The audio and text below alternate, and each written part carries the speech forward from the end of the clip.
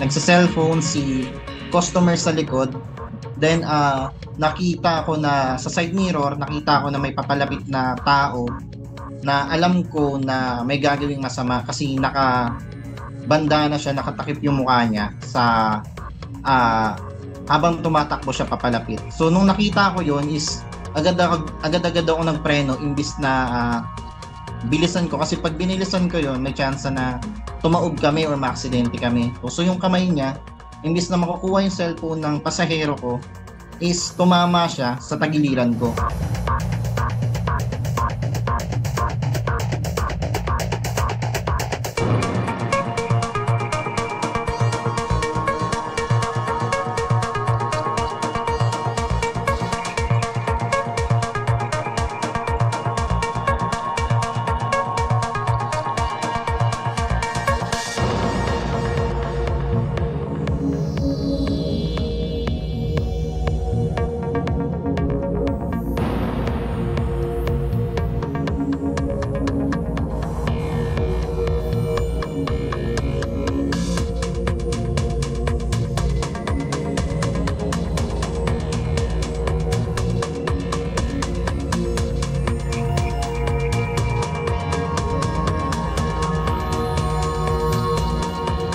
Pakiramdam ko na trauma yung pasahero ko.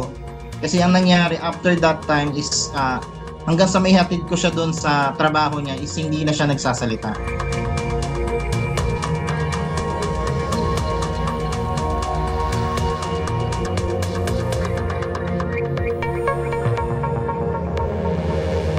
Mas pinili kong hindi nahabulin yung taong yun kasi syempre hindi lang isang lookout niyan.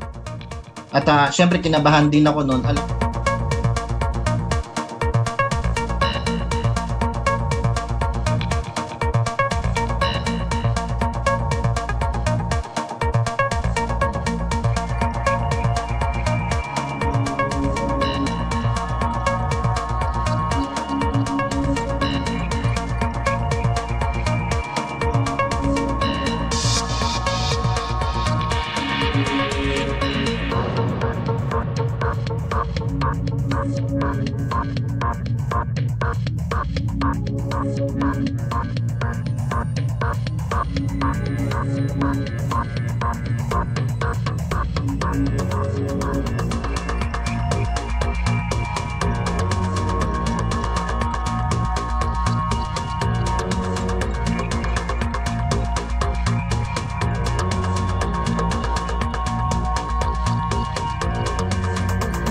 Wag niyong laging kalimutang paalalahanan si customer, lalong-lalo na yung pagsa-cellphone sa gabi at saka sa traffic, kasi mas madaling manakaw yung gamit ng isang pasahero kapag mabagal yung andar nyo or natatraffic kayo, or lalong-lalo na sa mga crowded